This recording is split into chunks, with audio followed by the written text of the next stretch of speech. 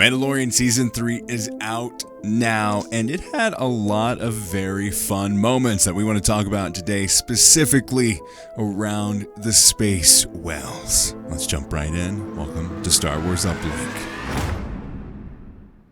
You have something I want.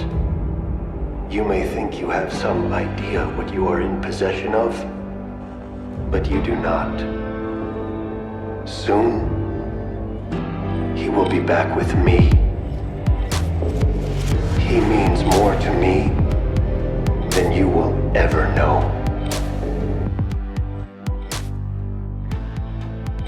Mando's back.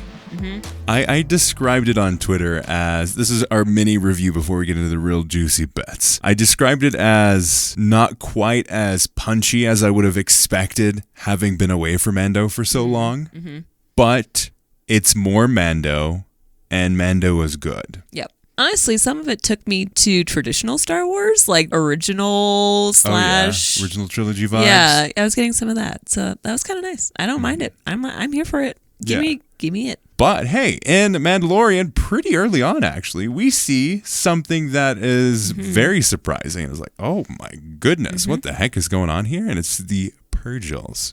Purrgils? Purrgils. Purrgils? Purrgil. Always describe them as space whales. It's accurate, with tentacles. But why the heck, why should we be excited about space whales? Well, let me tell you. So, probably the biggest moment that we've had with Purrgils is in Rebels, where we see Ezra Bridger actually making kind of an not intimate relationship with. I won't go that far. With the space whales, but he connects with them in this moment where they're he rescuing. Communicates with them. Yeah, he communicates. Becomes friends with them, right?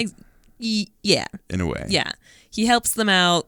They help him out. It was a good relationship sort of thing. And then at the end of Rebels, they come back. This is the very end of Rebels. Yeah, they come back and help Ezra again by defeating Thrawn and chucking them all out into space with hyperspeed. So that's what we know him from.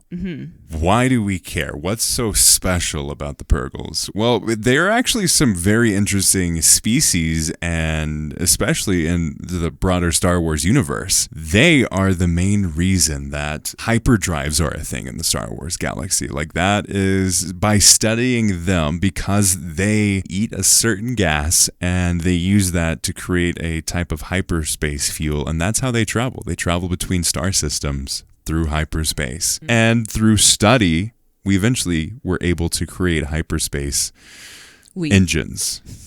We Star Wars. We're in Star Wars land right now. We're able to study them, create hyperdrives, and travel through the galaxy at immense light speed, actually beyond light speed, hyperspeed. Talk about, like, them being the foundation of what we know as Star Wars today. Truly. Punch It Chewie would never have existed without the Purrgils. The Castle Run couldn't have been done in 12 parsecs.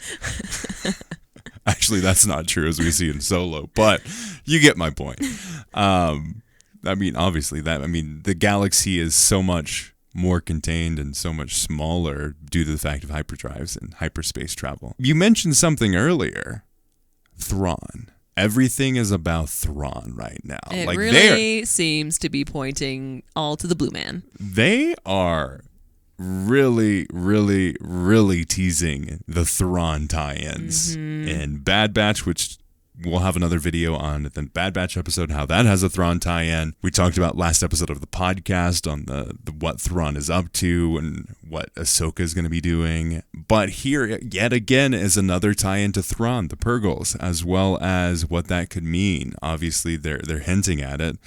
And there are so many references within Star Wars, especially Mandalorian. I mean, Mandalorian is just like a bunch of toys being played around with, and then Star Wars references laid on top of that, all around a Mandalorian story. And I think we're going to get a lot of teases, and maybe at the end of Mando Season 3, we get set up for what Ahsoka's going to be around Thrawn and that side of things. They're definitely teasing it a lot more than I would have expected on the first episode of Season 3. Same. It's making me think I don't think we're going to see Thrawn and Mandalorian just yet. Oh, it's going to be a while. I'd say it's final, finale. But we're definitely going to keep on seeing Ahsoka themes for sure. Yeah. Because she's already showed up in Mandalorian, so she's just free game. Like, she could show up anytime. Boom! Ahsoka! Oh! It's Dave Filoni and Jon Favreau. Of course, anything that Dave Filoni's in, he's like, how can I get Ahsoka to show up in this one now? But I think it's super exciting to see Mandalorian again. Oh, man. It's just like going back home. Oh, yeah. Very much. It felt like the same, both in a good way and a bad way. But Mando's Mando, and I like Mando, so it's good. Yeah. Let us know your thoughts on our theories around Thrawn being mentioned and teased a lot more, as well as, hey, check out our podcast. It's a great time. We talk about 2 topics from the Star Wars galaxy that you need to know of. It's the podcast for Star Wars fans on the go is what I like to call it. But hey, check us out there. Subscribe so you stay up to date on all things here. And hey, may the Force be with you.